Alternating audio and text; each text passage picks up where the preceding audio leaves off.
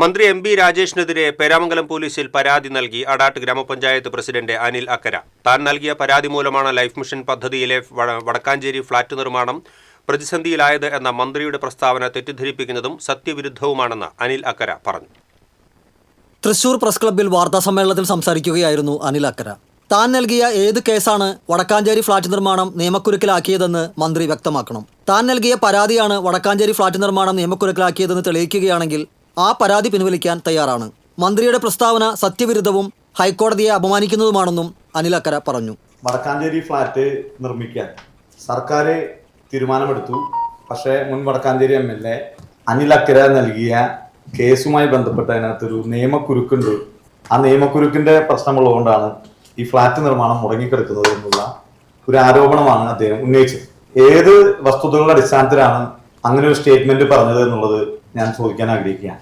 M P Rajesh എന്ന് പറയുന്ന കേരളത്തിന്റെ തദ്ദേശ സ്വയംഭരണ വകുപ്പ് മന്ത്രി ഇന്നലെ പറഞ്ഞ നിലപാടിൽ ഉറച്ചു നിൽക്കുകയാണെങ്കിൽ അദ്ദേഹത്തെ വെല്ലുവിളിച്ചുകൊണ്ട് ഞാൻ പറയുകയാണ്, വടക്കാഞ്ചേരിയിലെ മുൻ UDF MLA ആയ ഞാനും ഇപ്പോഴത്തെ അടാട്ട് പഞ്ചായത്ത് പ്രസിഡന്റുമായ അനിൽ അക്കര നൽകിയ ഏത് കേസിന്റെ അടിസ്ഥാനത്തിലാണ് വടക്കാഞ്ചേരി ലൈഫ് മിഷൻ നിയമക്കുരുക്കിൽ കെടുക്കുന്നത് എന്ന് അദ്ദേഹം വ്യക്തമാക്കിയാൽ ആ കേസ് ഞാൻ ഇവിടെ വെച്ച് വിഡ്രോ ചെയ്യാൻ തയ്യാറാണ്. കേരളത്തിന്റെ പൊതുസമൂഹത്തോട് മാപ്പ് പറയാൻ തയ്യാറാണ്. അതല്ലെങ്കിൽ ഈ വെല്ലുവിളി ഏറ്റെടുത്ത് അദ്ദേഹം ഇവിടെ വെച്ച് തന്നെ മാപ്പ് പറയും. CPM ഗൂഢാലോചനയുടെ ഭാഗമായാണ് മന്ത്രി MB രാജേഷ് തനിക്കെതിരെ പ്രസ്താവന നടത്തിയത്. മന്ത്രിക്കെതിരെ കേസെടുത്ത് അന്വേഷണം നടത്തണമെന്നാവശ്യപ്പെട്ട് പേരാമംഗലം SHOയ്ക്ക് പരാതി നൽകിയെന്നും അനിൽ അക്കര അറിയിച്ചു. TCV തൃശൂർ.